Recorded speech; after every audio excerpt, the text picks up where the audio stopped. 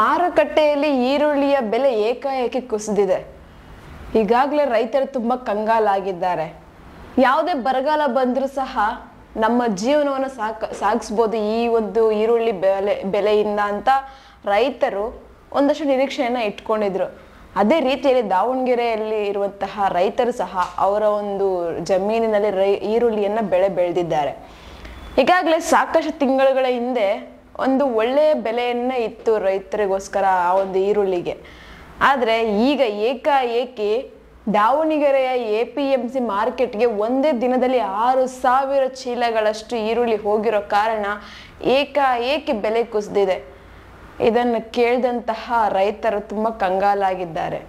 At least ಹೋಗಿರುವಂತಹ ಒಂದು lorry charges ಬಂದರೆ ಸಾಕಪ್ಪ ಅನ್ನುವಂತಹ ಸ್ಥಿತಿಗೆ ತಲುಪಿದ್ದಾರೆ.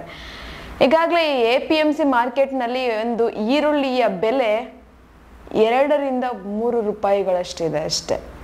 ಇನ್ನು ಉತ್ತಮವಾಗಿರುವಂತಹ ಈರುಳ್ಳಿ ಬೆಲೆ 3 ರಿಂದ 4 ರೂಪಾಯಿ ಇದೆ, ಅಂದರೆ KGಗೆ. ಈಗಾಗಲೇ ಒಂದು ದಾವಣಗೆರೆ ರೈತರು ತುಂಬ ಕಂಗಾಲಾಗಿದ್ದು ಉಂಟು.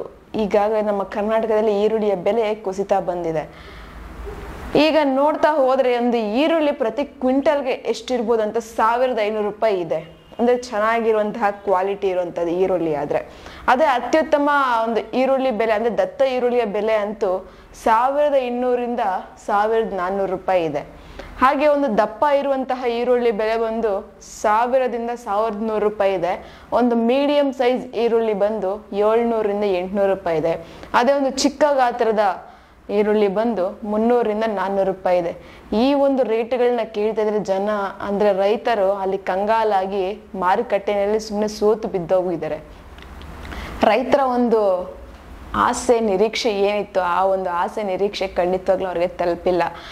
ಈ ಒಂದು ಬೆಲೆ ಕುಸಿಯೋದಕ್ಕೆ ಕಾರಣ ಸರ್ಕಾರ ಒಂದು ರಫ್ತುವನ್ನು ರದ್ದು ಮಾಡಿರೋದಕ್ಕೋಸ್ಕರನೇ ಅಂತ ಹೇಳ್ತಿದ್ದಾರೆ.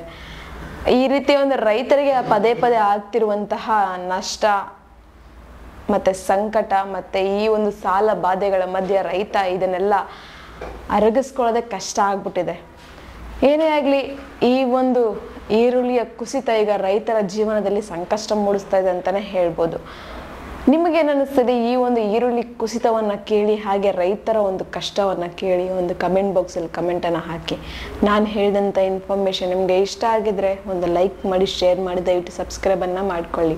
ಇದೇ ಥರ ಇನ್ನಷ್ಟು ವಿಡಿಯೋಸ್ಗೋಸ್ಕರ ನೀವು ನೋಡ್ತಾ ಇರಿ ನಮ್ಮ ಚಾನಲನ್ನು.